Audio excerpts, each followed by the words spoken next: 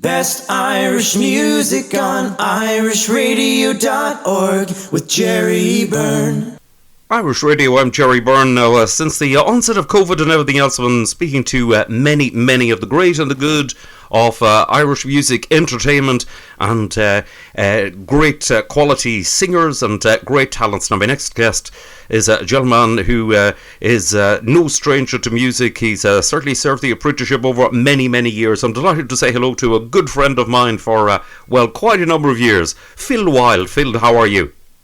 Hey Jerry, how are you? You say many years, yeah. It's over 20 years we've been friends now. It is. It's quite a while. But Phil, listen, you've been involved in music for forever. Oh, forever. Yes. I mean, let me think. I'm 62 and I started when I was 11. I'm no good at maths, so I'll leave that to you. Right. It's a few years. So tell me this: how did it all start off? Well, because of my Irish family, there was always Irish music going on around the family all the time. So my brothers all play music. So I joined my brother's band when I was about 11 and just went on from there, really, and it just went strength for strength and carried on and on and on. Then there was the you remember the band that I was in many years ago, quite successful, and it went from there. Indeed, so it's been good. It's been great. Indeed, you were the Fainting Goats, and boy, that's the ones. Yes, the Fainting Goats. The Fainting Goats were really incredibly successful. You played all over, quite literally all over London and the whole surrounding area for many years. We did. We travelled everywhere. Because I live in Yorkshire now, and we played up in Yorkshire. We did Halifax festivals. We did Leeds. We did many things, and I have to say, Jerry, I mean, it was you that helped us get where we were. You were so good to us. Well, I won't forget that. Oh, well, I don't know about that, but I think you definitely made you made a huge amount of your own success. I mean, you did, as you say, you did the festivals, you did did all the venues. I mean, you were back in those days. You were really hard at it every single weekend. Clubs and festivals and pubs and all sorts of events. It was, yeah. It was Southwark Irish Festival. We were always there, weren't we? That was a smashing time, wasn't it? Indeed so. And go on, sorry. You went down a storm. You were regular visitors to the stage in the Southwark Irish Festival. Mm. Is that still going? It's unfortunately not, Phil. No. Unfortunately. Oh, that's a shame. Indeed so. But your music, you went on then, you were with another band, Phil, then after the Fainting Goats. Yes, I was with a band called Homeward Bound. That was with Les Binks, who used to be the drummer with Judas Priest, and Eamon Doyle, who he did a lot of work with the Commitments, if I remember rightly, yeah. Indeed, and that was also successful from back in time. But listen, you've never lost, even though you're living up in Yorkshire and up in the area of Holmfirth, where the Last of the Summer Wine was filmed. That's correct. Yes, I don't live far from Nora Batty's. Great, but I'm not wearing wrinkled stonkies these days. Okay. Good stuff. So Phil, you even though you're living out there, you're still involved in the music. You still, you've released a couple of songs. You wrote The Green, the White, and the Gold, which went extremely well for you. And also, you've recorded your latest single is a cracking recording. It is too, of the old Bachelor's gem, I Believe. Oh yes. Well, basically, I'll be very quick. I know I don't want to talk about the lockdown, but. Basically, I've got the little covers band that I play in, and we've got quite a few bookings up here. And when all the live music stopped, it just gave me a chance to think, well, okay, I'll do something with my own. So I started writing a few songs and getting little bits. And a very good friend of mine who runs Dark Room Studios, I told him what I was going to do. And this was just before Christmas. And he said, well, if you've got something, just bring it down. So when I'd written, remember the Christmas song? I did a Christmas song. Indeed, yes.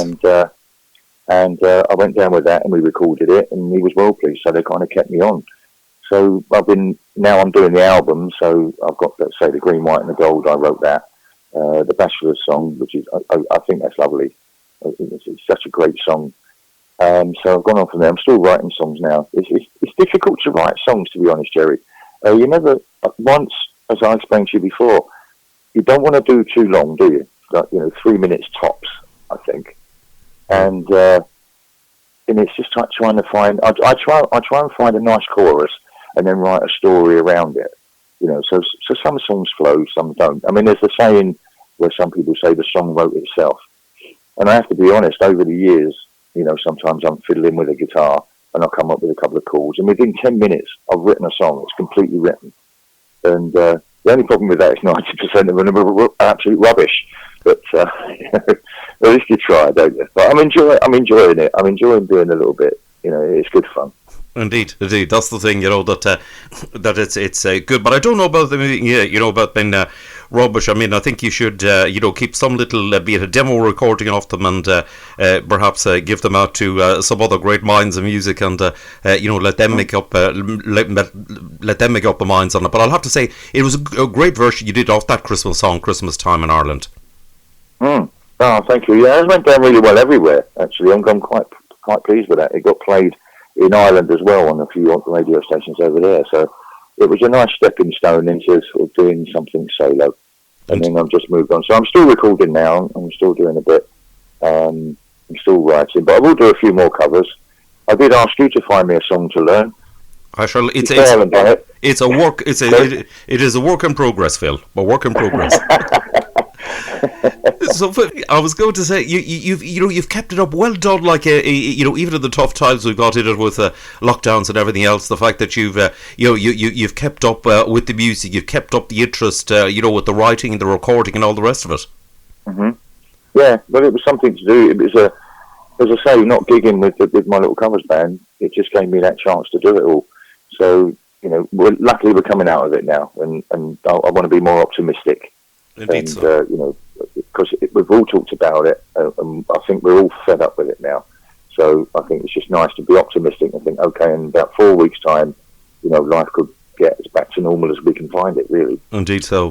Fingers crossed on all of that, and we're certainly in a lot better position now than we were this time last year.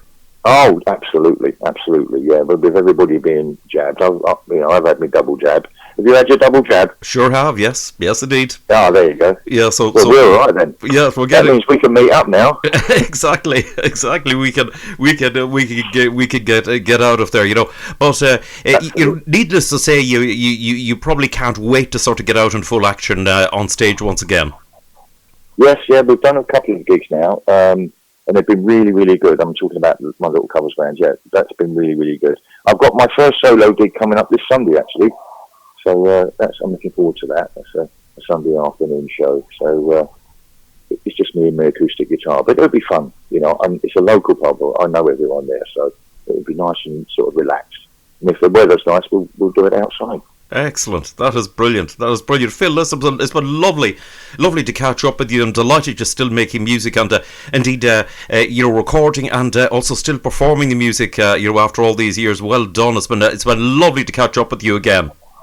And you, Jerry, and I tell you what, I've said this to you a million times, but my career wouldn't be where it is without you. I'm not just saying that, I mean that. And, honest to God, Jerry, from my heart, man, you've been an absolute angel with my career. So thank you very much, my friend. Real pleasure, Phil. It's all a real pleasure. Try and do the best. Okay. Try and do the best I can. Phil, listen, lovely to speak to you. And to you, my friend, I'll tell you what, I'll come down and we'll have a swift half or 20 when it's done.